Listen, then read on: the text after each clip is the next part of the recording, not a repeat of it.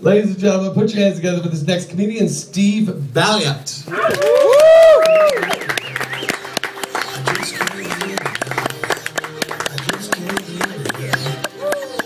Hi guys, how's it going? Thank you very much for coming out tonight.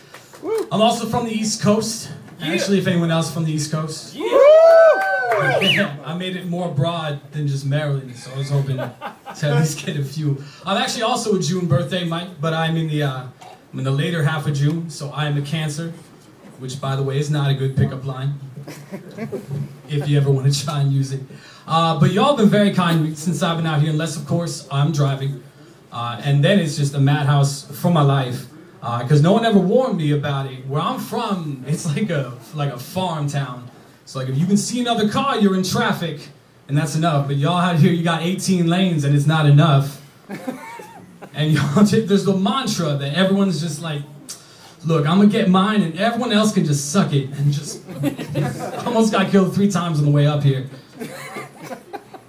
I'm not even exaggerating, and every time I go to work, it's the same. But y'all been very kind to me. Something else that people did not warn me about is that everyone here is in like strikingly good physical condition, and I was not bred for that, because in farm country Pennsylvania, this is choice, and like this will fly. This is fine.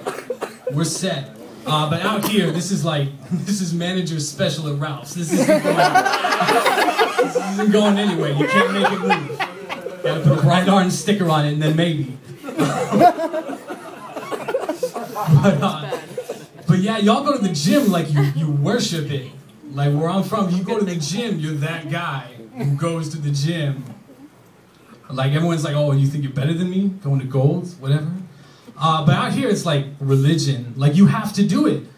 Like you find out too in the first conversation you have with someone out here where their gym is. It's like name, occupation, gym. And now you know, and if you go to the same gym at the same time, you just got a new workout partner, whether you like him or not. But it's like a necessity. Like I was talking to a very nice girl at a bar, and she's like, oh, where's your gym? Because we had already been talking for 30 seconds, so that's an appropriate question. And I was like, actually, I don't go to a gym. And she looked at me like I'm one of them puppies from the Sarah McLachlan commercials. Just like, oh, you poor thing, oh my God. And it's kind of ironic, because realistically, 50 cents a day would buy you a Planet Fitness gym membership. So maybe I'll go for the sponsor, I don't know. But I actually ended up getting a workout buddy against my will. And then I got a job, because apparently you need to do that to make money. So I got a job, started working, and I can't go to the gym where I've been going with this guy. So you have to like break up with your gym buddy, which is a very awkward conversation. I was not participating, like I didn't anticipate having this. And this is like a jacked guy, like he's in tremendously better shape than I am. So he's about mid-pack, LA range. And I had to break up with this guy. And I was just like, look, John, like I want you to know it's not you. You know, it's me. I got a job. He's like, oh. So what, like I'm not good enough? Or I was like, no, you're great. Like I love this. Yeah, it's fantastic. But it's just not gonna work out anymore. You know, I don't do long distance. You know, it's not my thing. And he was like, oh, so you know what, you're just gonna go with some other guy? I'm like, no, there's no other guy, like I promise. He's like, well, all right, like what if I got a buddy pass? I'm like, look, don't make this harder than it already is. Like, you don't need to do that to yourself. You're a strong man, be strong. But I don't, it's just that I don't possess the motivation to go to the gym. Like after I get home, I just don't have that motivation. What I need is a workout that's got like a built-in motivation. And I came up with it, and it's equally dangerous, fat-burning, and controversial. So I feel like it's going to work out perfectly. But what I'm going to do is, on any given evening, drive my car into Culver City and park it, and take the bus down into Inglewood.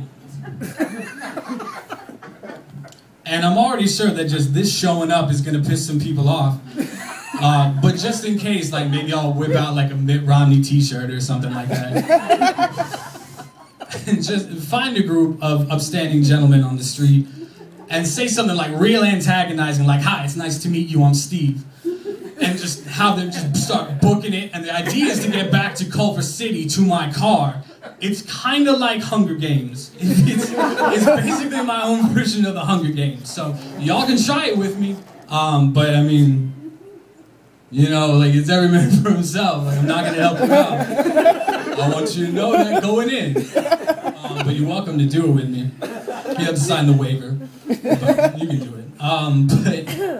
But as it's something that I feel would be a better option than eating healthy, because it's just not something I'm hardwired to do. Like I'm from like farm country, so y'all come out here with salads, and that's like your meal. Like you make a meal out of a salad. And I was always raised that that's just like you have a fork dedicated to the salad, and it's not your normal fork, so that's just signal right there. But like a salad is not a meal. It's not even really the appetizer. It's like it's the meal before the appetizer before the meal. So like you really even can't upgrade to just one to do it. It's not gonna happen. But people are like, oh, you can really taste the flavor of this salad. No, you can't.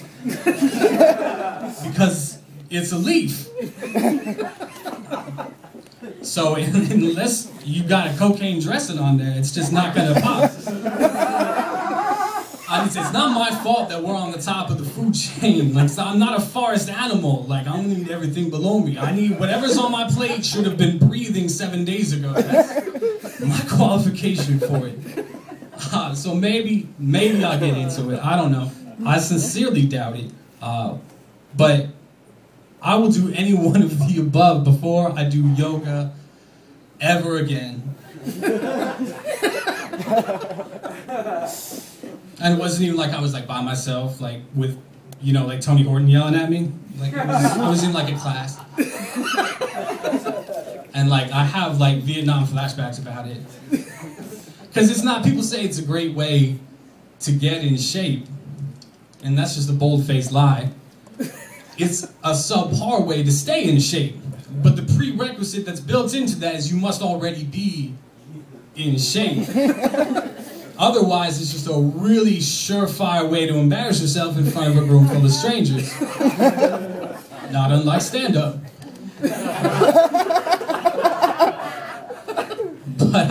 But I don't have to wear like little stretch pants to do stand-up, so you know it works out.